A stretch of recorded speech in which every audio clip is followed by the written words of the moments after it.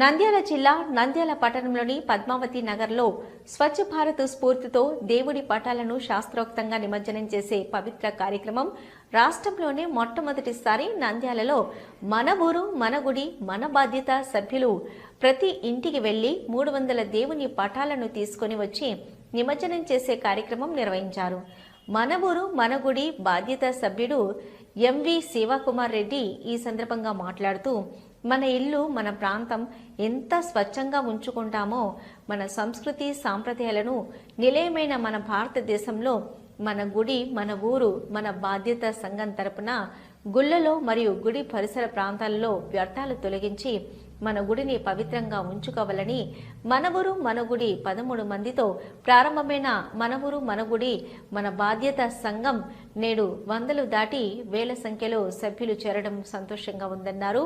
ఇటీవల తిరుమల తిరుపతి దేవస్థానంలో మేము చేసిన స్వచ్ఛతా సేవా కార్యక్రమాలను గమనించి చంద్రబాబు నాయుడు గారి చేతుల ద్వారా రాష్ట్ర స్వచ్ఛ భారత్ అవార్డులను కూడా తీసుకోవడం మాకెంతో సంతోషంగా ఉందని అన్నారు. ప్రతినిత్యం ఎన్నో సంవత్సరాలు పూజలు చేసిన పటాలను కొంతమంది ఎక్కడ పడితే అక్కడ గుళ్ళలోకి చేర్చడం ద్వారా లేదా ఏదో చెట్ల కింద ఉంచడం లాంటివి చేస్తున్నారని, అలా చేయడం వల్ల సంవత్సరాల తర్వాత మనం చేసిన పటాలకు తగిన విలువ ఉండదని, అలా ఎవరైనా తమ ఇంటిలోని దేవుని చిత్రపటాలను తొలగించాలనుకునేవారు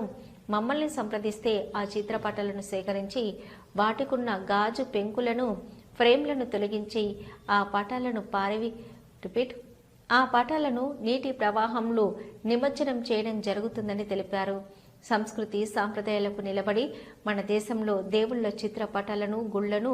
గుడి పరిసరాలను మన ఊరిని మనం శుభ్రం చేసుకోవడం మన బాధ్యత కాబట్టి ప్రతి ఒక్కరూ సామాజిక బాధ్యతగా తమ వంతు పాత్ర పోషించాలని అన్నారు.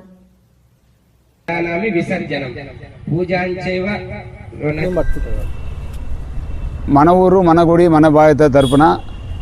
ఈరోజు నంద్యాలలో వివిధ ప్రదేశాల్లో ముఖ్యంగా దేవాలయాల్లో చెట్ల కింద ఎక్కడ పడితే అక్కడ ఇళ్లలో పూజ చేసి పాత దేవుడి పటాలను తీసుకెళ్ళి గుళ్ళల్లో చెట్ల కింద ఎక్కడ పడితే అక్కడ ఇబ్బందికరమైన పరిస్థితుల్లో ఉన్న వాటిని అన్నిటి కూడా చూసి మా అందరి మనసు చెలించి ఈ పటాలను ఏ రకంగా మనము సరైన పద్ధతిలో నిమజ్జనం చేయాలని ఆలోచన చేస్తున్న టైంలో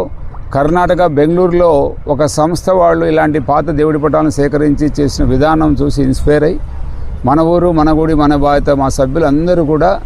సుమారు 300కు పైగా దేవుడి పటాలను సేకరించడం జరిగింది. వివిధ గుళ్ళల్లో కానీ చెట్ల దగ్గర ఎక్కడంటే అక్కడ కూడా పాతవి అవన్నీ తీసుకొచ్చి ఈరోజు స్వచ్ఛ భారత్ పార్కులో అన్నీ కూడా ఇక్కడ పేర్చి వాటి